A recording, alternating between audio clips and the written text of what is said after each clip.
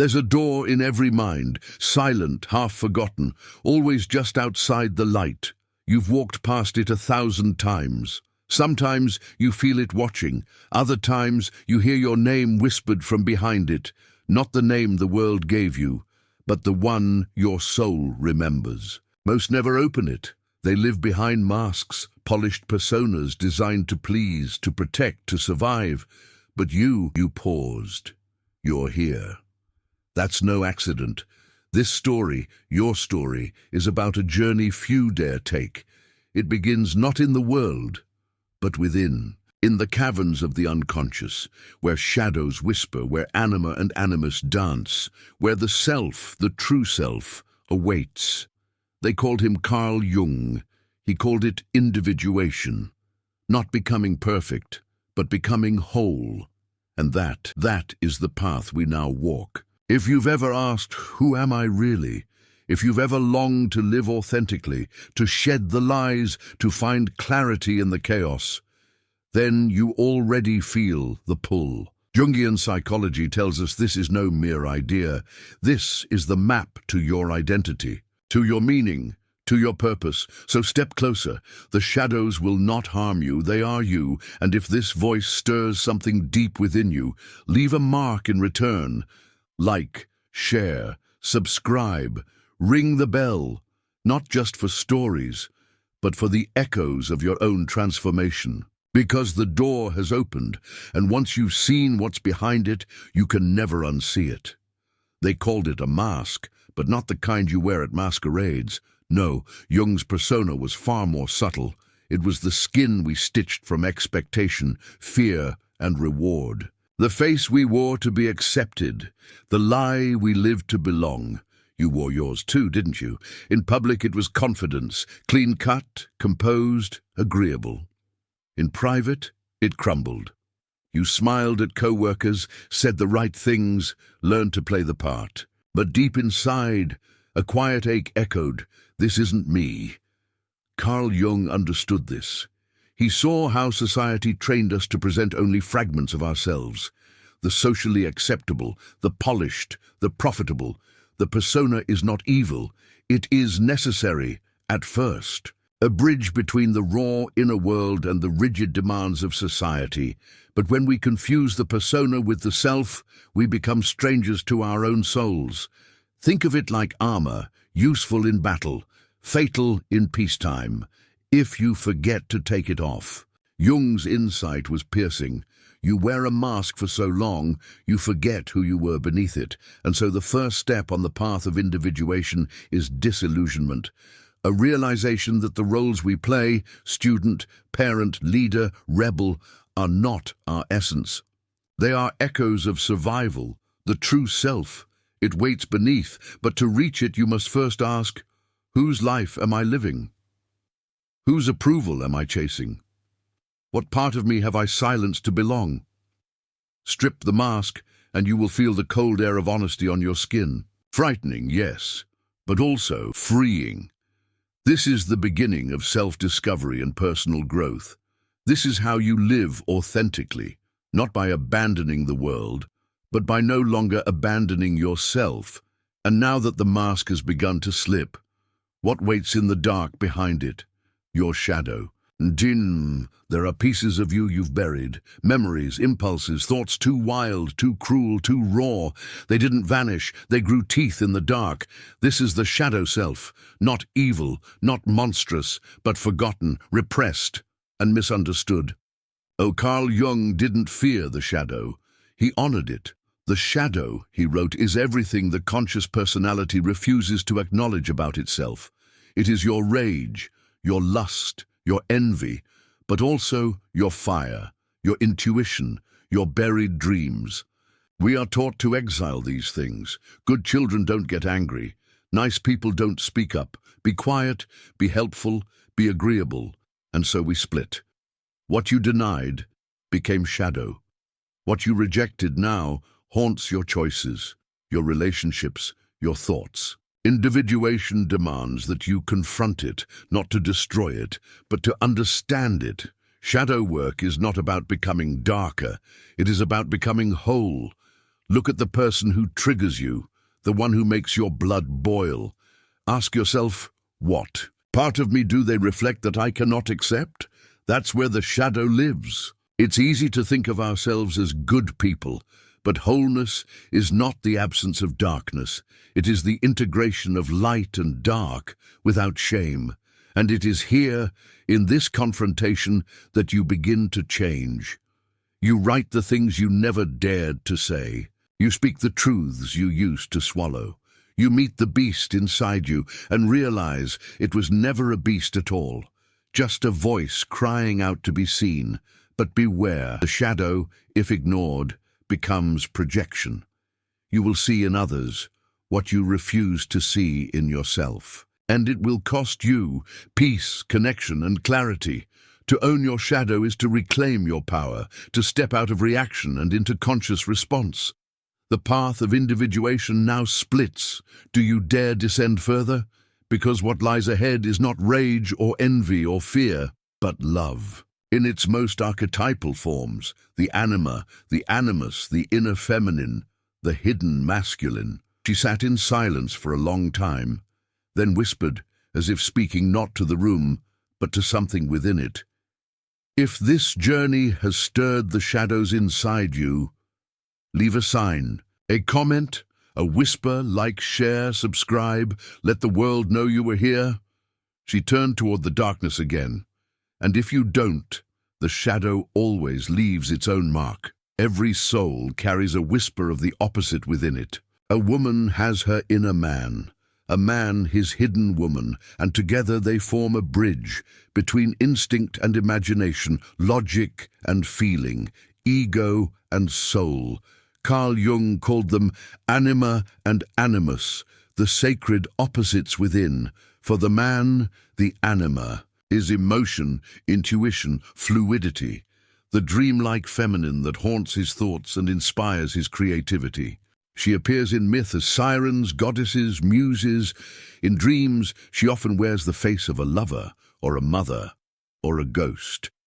For the woman, the animus is structure, will, logos, the masculine spirit of reason, direction, and power. He arrives in stories as knights, fathers, tyrants, or sages. In the unconscious, he often speaks in commands or silence, but these are not roles, they are archetypes, blueprints for psychic balance. Too often, we project these inner forces onto others. We fall in love not with people, but with the parts of ourselves we see in them. She is drawn to the cold, brilliant man because her own animus is unintegrated. He chases the elusive, emotional woman because he's lost touch with his anima. And so relationships become mirrors, often painful, always revealing. Jung taught that the key is integration. When a man accepts his anima, he softens. He feels more deeply. He dreams more vividly. He listens. When a woman embraces her animus, she strengthens. She speaks with clarity. She acts with resolve. She leads. This sacred union within is not gendered. It is psychic, spiritual. To integrate these inner lovers is to become whole, not by erasing difference, but by uniting it. So ask yourself now, what qualities do you admire, perhaps obsessively, in others? What traits repel or mesmerize you? These are your teachers. They show you what you have disowned, what you are ready to reclaim. This is the midpoint of the journey. No longer masked, no longer shadowed, no longer split. But the self still waits at the center of the labyrinth, calling, guiding, burning quietly beneath the surface of your becoming. To reach it, we must enter the final descent, the death of the ego. There comes a moment in every journey inward when the lights dim, not because you are lost, but because the self is preparing you to be found. The ego panics. It has been in control for so long. It has built empires of identity. I am this, I am that, I am the achiever, the good one, the victim, the leader. But the deeper you go, the more those identities crack, because they are not you. They were costumes, survival strategies, and now they must burn. Carl Jung spoke of this as a psychological death, a descent into the underworld of the psyche. It is not depression, though it may feel like it. It is not destruction, though it may look like it. It is the dismantling of illusion, the unmasking of the ego, the tearing away of false attachments. Here in this crucible, the self begins to emerge, not as an idea, but as a living force, an internal compass beyond fear, beyond persona, beyond projection. To the ego, this feels like annihilation. To the soul, it is liberation. This is the moment when you realize you are not your thoughts, you are not your trauma, you are not your achievements, your status, your image. You are awareness, presence, stillness. The self is not a goal, it is a remembering. When the ego dies, the self rises, not in grandiosity, but in grace. You walk differently, not with pride, but with peace. You speak not to impress, but to connect. You create not for validation, but from alignment. This is the rebirth of identity, authentic, unshakable, whole. And now you no longer chase meaning. You become it. This is what Carl Jung meant by individuation, not perfection, not isolation, but integration, the dance of shadow and light, masculine and feminine, ego and soul. And now, on the other side of death, you can finally ask the real question, who am I now that I remember? But before this story ends, there's one final layer to uncover, the lifelong journey of becoming. The journey inward does not end with awakening. It begins there, after the persona is dropped, the shadow embraced, the anima and animus united, and the ego surrendered. A new path appears, not one of theory, but of living. This is the path of integration. Carl Jung never promised a final destination. Individuation isn't a single moment of enlightenment. It is a lifetime of alignment. It means choosing wholeness over and over in a world that worships fragmentation. It means listening to your intuition in a room full of noise, standing in your truth when it shakes the foundation of everything you were taught to believe. It means honoring your darkness without letting it drive, welcoming your emotions without letting them drown you, being soft and strong, quiet and fierce.